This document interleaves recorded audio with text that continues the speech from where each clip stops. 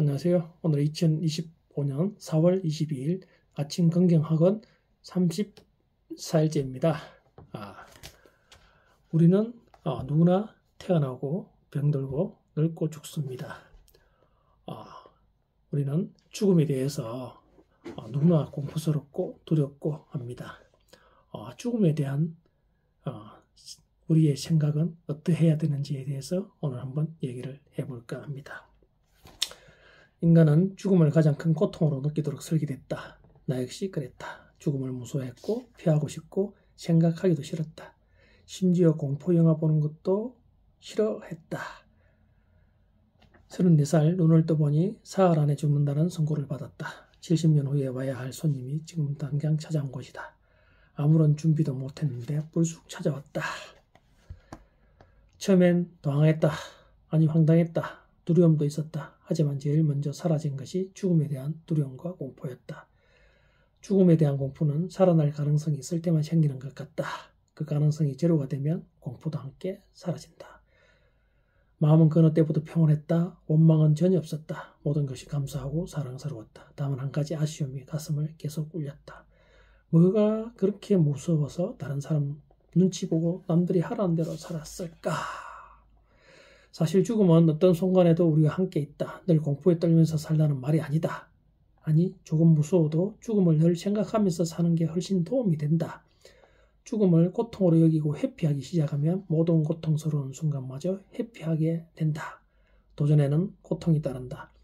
실패에 대한 두려움이 따르기에 고통을 피하려는 사람들은 도전을 하지 못한다. 그래서 성공한 사람들은 죽을 각오로 덤벼달라고 말한다.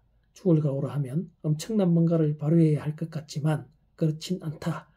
간단한 생각의 전환으로 죽을 각오를 만들 수 있다. 바로 죽음에 정면으로 맞서는 것이다. 누구도 피할 수 없다. 그렇다면 미루지 말고 지금부터 늘 생각하고 준비하고 느끼며 살면 어떨까? 굳이 일부러 매일 죽음을 생각하며 불안하게 살아야 하나요? 라고 묻는다면 인간의 본성의 법칙이 나온 이 문장으로 답하고 싶다. 문장입니다. 우리가 선택할 수 있는 다른 대안은 프리드리히 니체가 아모르파티, 운명에 대한 사랑이라고 말한 것을 철저히 고수하는 것이다. 미래에도 과거에도 영원히 필연적인 일은 단지 견디기만 하는 것이 아니라 사랑하는 것이다. 필연적인 일은 견디기만 하는 것이 아니라 사랑하는 것이다. 죽음을 매일 생각하는 삶이 사랑하는 삶이다. 죽음을 매일 생각한다는 것은 시간이 얼마 남지 않았음을 느끼는 것, 시간이 부족함을 느끼면 인간은 집중하게 된다. 독자 여러분도 데드라인을 두고 과제를 수행해 본 적이 있을 것이다. 데드라인이 오기 전 1분 1초를 우리는 얼마나 아끼고 사랑했던가, 그때의 집중력으로 얼마나 창의적으로 생각해낼 수 있었던가.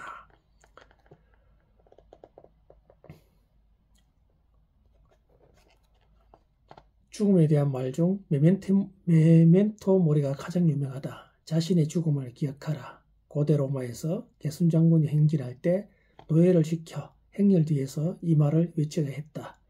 전쟁에서 승리했다고 너무 우쭐대지 말고 언젠가 너도 죽으니 겸손하게 행동하라는 뜻이다. 우리는 성공 후에도 돈을 엄청나게 번 후에도 계속 앞으로 나아가야 한다. 죽음을 생각하지 않으면 성공 후에 그 자리에 머무르게 된다. 머무는 삶은 견디는 삶이고 녹슬어 가는 삶이다. 우리는 녹슬어 사라지지 말고 달아서 사라져야 한다. 달아서 사라진다는 것은 어려운 일이 아니다.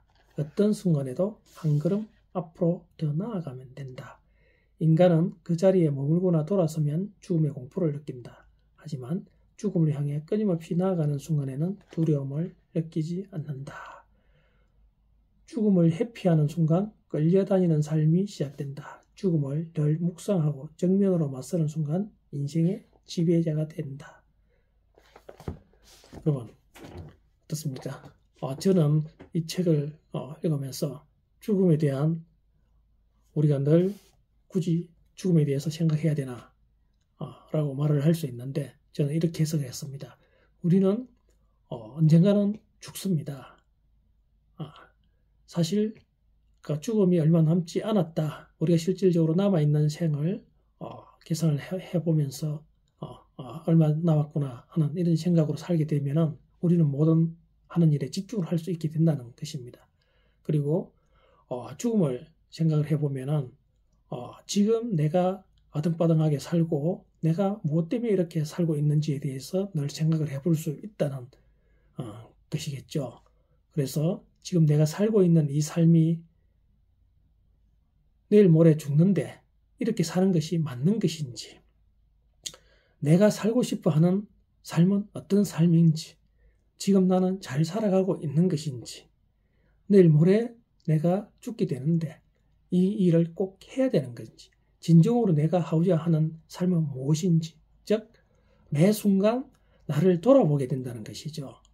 죽음을 문 앞에 둔 입장에서는 모든 생각과 관념들이 내 안에 집중되게 되어 있습니다. 그래서 진정 내가 누구인지, 내가 살고자 하는 삶이 무엇인지를, 그리고 왜 그렇게 살아가지 못했는지를 반성하고 후회되고, 그리고 어떻게 살아가야 되는지에 대해서는 해답을 얻을 수 있을 것입니다. 그래서 우리는 천년만년 살 것이 아니기 때문에 항상 우리에게는 죽음이 있다. 그리고 나는 어떤 자세로 죽음을 맞이하는 것인가, 할 것인가, 그리고 내일 모레 내가 죽는다는 생각을 하게 되면 나한테 조금 더 집중된 그런 삶을 살 수 있을 것이라 생각합니다. 내게 불가능한 건 없다. 난 뭐든지 할 수 있어. 오늘 나에게 최고의 행운이 올 것이다. 나는 운이 좋은 사람이다. 자신 있고 나는 끊임없이 성장한다. 나는 내 분야에서만큼은 자신 있고 최고이다. 내가 선택하는 행동은 반드시 성공으로 이어진다. 나는 성공할 때까지 끝까지 해내며 절대 포기하지 않는다. 나는 인내력과 지속력이 있고 내 행동에는 책임감이 있다. 나는 언제나 나 자신을 위한 최고의 선택을 한다. 기적은 나와 내 주변에서 계속 일어난다. 나는 금전 때문에 괴로움을 겪지 않는다. 나는 시대조차 반드시 내 편으로 만드는 힘이 있다. 나는 매일 매 순간 긍정적이고 행복하다. 나는 시간 관리를 잘하며 부지런하고 끈기 있다. 내게는 넘치는 에너지와 열정이 있다. 내 삶은 성공적이며 앞으로도 성공적일 것이다. 나는 마케팅의 달인이다. 나는 매일 글쓰기와 독서를 통해 나를 성장시킨다. 나는 존경받는 남편, 존경받는 아빠이다. 나는 매일 감사하는 마음으로 하루를 시작한다.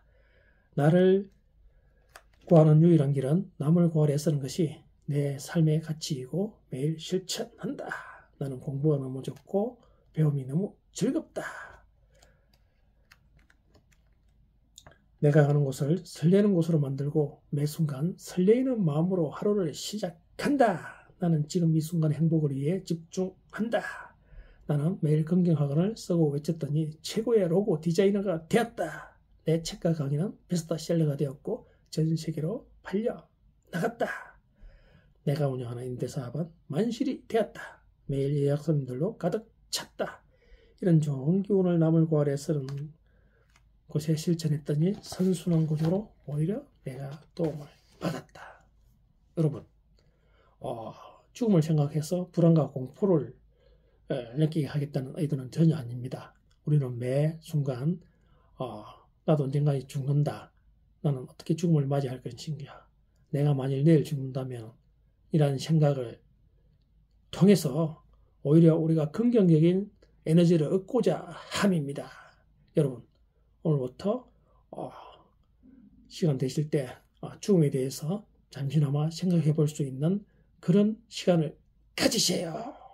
이 생각을 통해서 나는 어떻게 살아야 되는지, 내가 지금 집중하고 있는 이 일에 의미가 있는지를 여러분은 알아내실 수 있습니다.